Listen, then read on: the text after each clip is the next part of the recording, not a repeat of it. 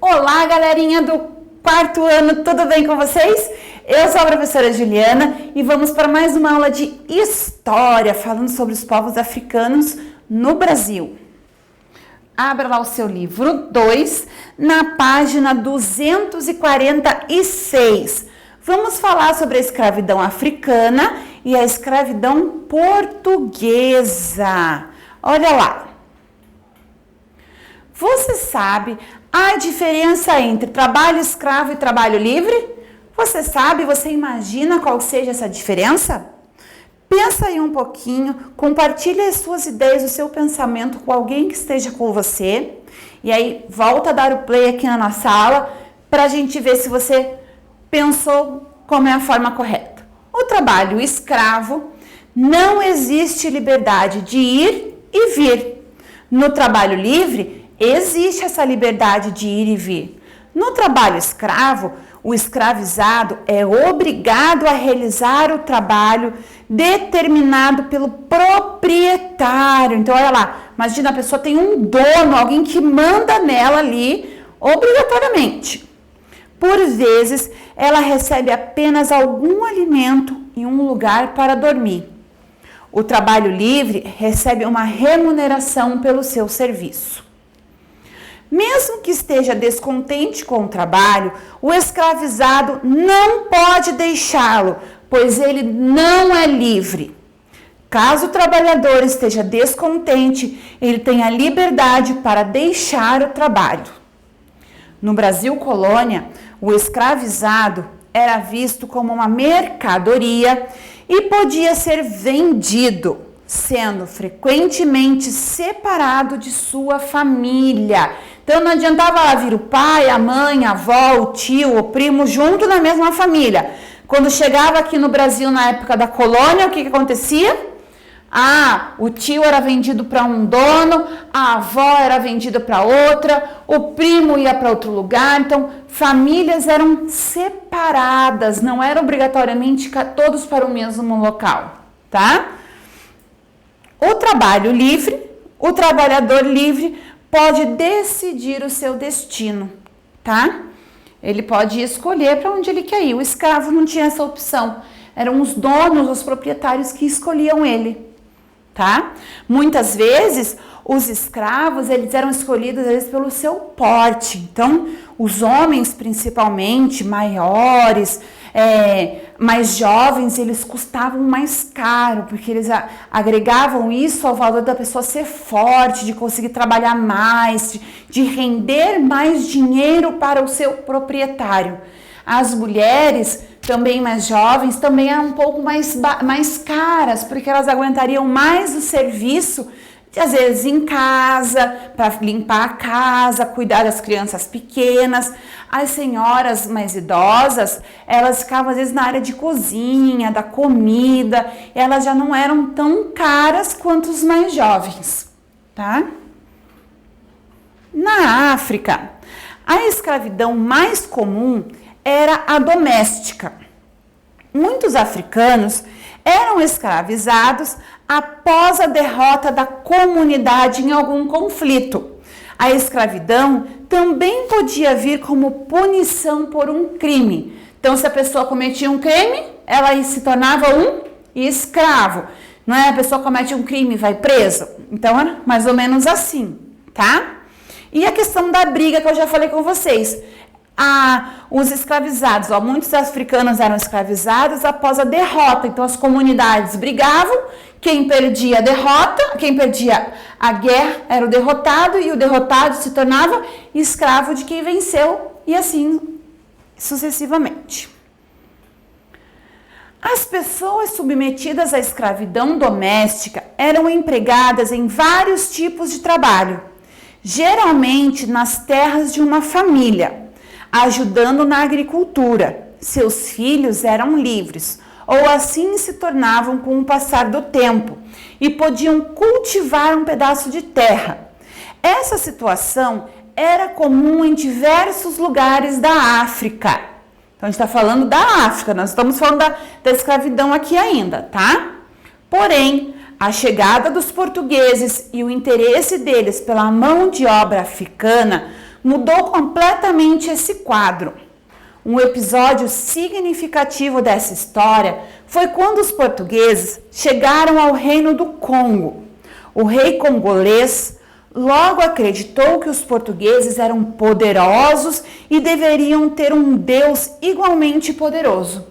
Por isso, ele se converteu à religião cristã e se aliou aos europeus, passando a trocar congoleses escravizados por objetos comuns. Então, a gente percebe aqui a questão da influência religiosa nas atitudes e na tomada de decisões, tá? Você já imaginou como devia ter sido para os africanos serem retirados de suas terras, separados de suas famílias e mandados a locais muito distantes para trabalharem como escravizados? Já imaginou como que era uma situação dessa, pessoal? Será que era uma situação alegre, um momento de festa? Eu acredito que era um momento muito triste, né? Você está junto com a sua família, você ser obrigado a se separar deles, não sabia exatamente para onde estavam indo, em que condições iriam viver e se ia voltar a ver a sua família em algum momento. Converse com seus colegas, no caso você vai conversar aí com alguém da sua casa sobre isso.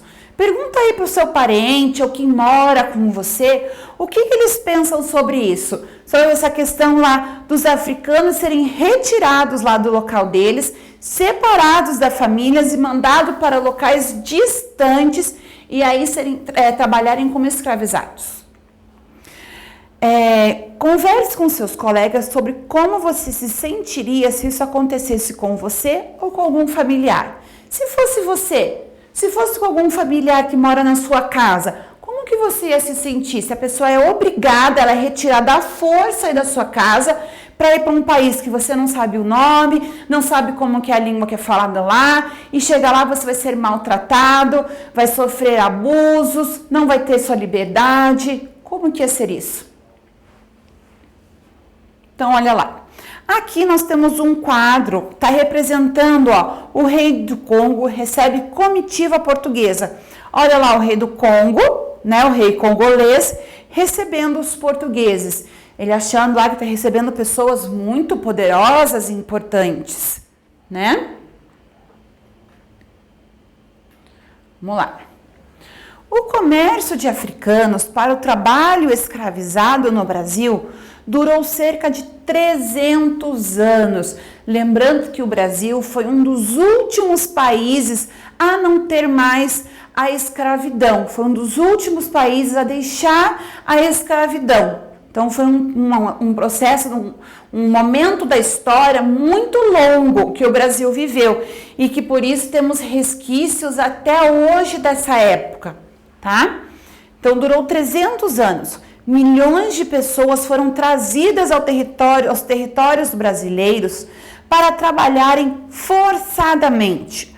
Contudo, mesmo em situações adversas, os seres humanos carregam sua cultura e suas formas de resistir.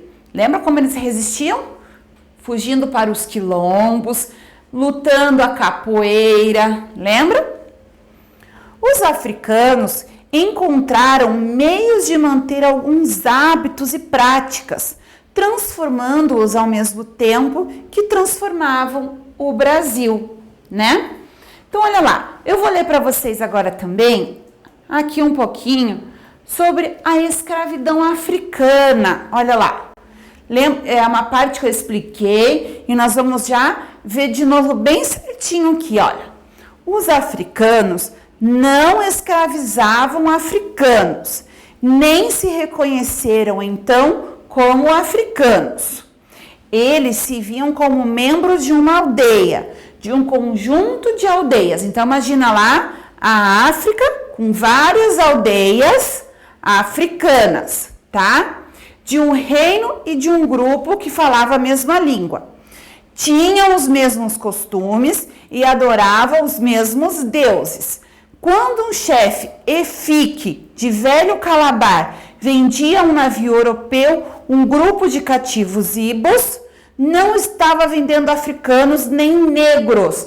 Então, quando o chefe de uma tribo lá estava vendendo os seus prisioneiros, ele não estava vendendo, estou vendendo porque são negros, estou vendendo porque são africanos. Não, eles estavam vendendo porque estavam vendendo inimigos, independente da cor da pele e da nacionalidade, ok?